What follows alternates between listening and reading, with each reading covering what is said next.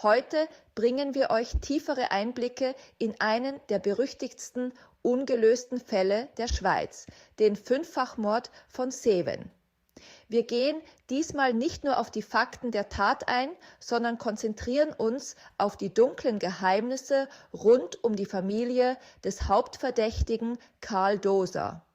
Besonders brisant sind die Verbindungen seines Vaters Arnold Doser zur deutschen Gesandtschaft und seine geheimnisvollen Nazi-Verstrickungen.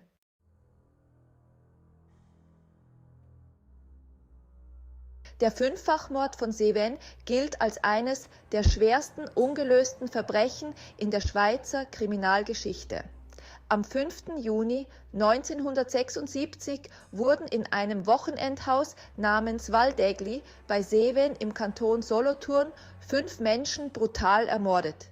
Die Opfer waren alles Familienmitglieder: Eugen und Elsa Sigrist, Anna Westhäuser und ihre Söhne Emanuel und Max Westhäuser. Die Polizei fand am Tatort 13 Patronenhülsen, die von einer Winchester stammten. Die meisten Schüsse trafen die Opfer gezielt in den Kopf. Diese grausame Tat wurde erst am nächsten Tag entdeckt, als die Tochter von Eugen und Elsa Sigrist das Haus betrat und die Leichen fand. Die Ermittlungen blieben lange ergebnislos, bis 1996 die Tatwaffe in der Wohnung von Karl Dosers Mutter in Olten gefunden wurde. Karl Doser, geboren am 8. August 1947, war der uneheliche Sohn von Rosa Lederer und Arnold Doser. Neben der Winchester fand sich auch ein abgelaufener Pass von Karl Doser mit Stempeln aus dem südlichen Afrika. Arnold Doser, Karls Vater, ist eine zentrale Figur in diesem Fall. Er wurde beschuldigt, möglicherweise in Spionagetätigkeiten verwickelt gewesen zu sein. Während des Zweiten Weltkriegs betrieb er eine Sendeanlage und schickte Briefe an die deutsche Gesandtschaft. Verdacht besteht, dass er in illegale Aktivitäten involviert war, insbesondere da er sich weigerte, seine selbstgebaute Sendeanlage den Behörden zu übergeben. Bei einer Hausdurchsuchung wurden Materialien wie Reden von Hitler und Göring sowie weitere Propagandaliteratur gefunden. Diese Funde nährten den Verdacht, dass er in der Spionage aktiv gewesen sein könnte, obwohl dies nie vollständig bewiesen wurde.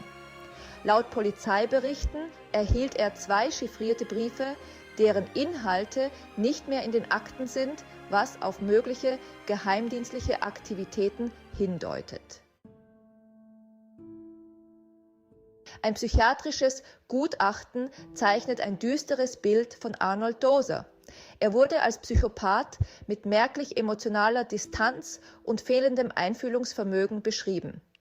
Er zeigte keine Reue oder Mitgefühl für seine Familie und verhielt sich egozentrisch. Die Diagnose deutete auf eine Persönlichkeitsstörung hin, die ihn arbeitsunfähig machte. Seine Neigung zu impulsivem Verhalten, kombiniert mit Alkoholmissbrauch, führte zu massiven familiären Problemen. Doser kümmerte sich kaum um seine Kinder und nutzte die finanziellen Mittel der Familie für seine eigenen Bedürfnisse. Karl Doser, geboren am 8. August 1947, wuchs in einem toxischen Umfeld auf. Diese zerrüttete Kindheit könnte Einfluss auf seine späteren Handlungen gehabt haben. Arnold Doser hatte 2 Söhne aus unterschiedlichen Beziehungen. Karl Doser wurde 1947 geboren, während sein Halbbruder Leopold Arnold aus einer früheren Beziehung stammt und 1936 geboren wurde. Die familiären Verhältnisse waren äußerst problematisch. Doser kümmerte sich kaum um seine Kinder und benutzte die finanziellen Mittel der Familie für seine eigenen Bedürfnisse. Seine Verantwortungslosigkeit führte dazu, dass er sogar Spielsachen seines Sohnes verkaufte, um seine eigenen Ausgaben zu decken. Seine Familie lebte in Armut, während er weiterhin in Radiotechnik und vor allem sein Geld für Alkohol ausgab. 1996 wurde bei Renovierungsarbeiten in Olten in der Wohnung von Karl Dosers Mutter die Tatwaffe des Fünffachmords von Seven gefunden, eine Winchester.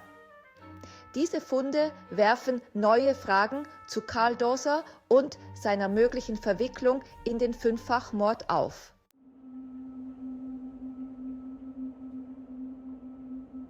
Gab es eine Verbindung zwischen Arnold Dosers Nazi-Aktivitäten und den Hitler-Devotionalien im Haus der Opfer? Besonders auffällig war, dass in einem Zimmer des Mordopfers Anna Westhäuser ein Hitlerbild hing und ihr Mann Deutscher war. Laut Akten war Anna zudem in indirekten NFDP-Gruppen aktiv. Welche Rolle spielte die komplizierte Familiengeschichte der Dosers bei den Morden? Lebt Karl Doser heute unter falschem Namen in Südafrika? Was ist eure Meinung zu den neuen Informationen? Schreibt es in die Kommentare.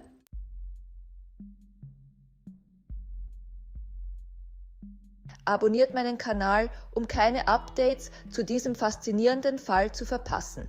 Bis zum nächsten Mal bei Liha Crimes, wo wir weiterhin versuchen, Licht ins Dunkel der dunkelsten Verbrechen zu bringen.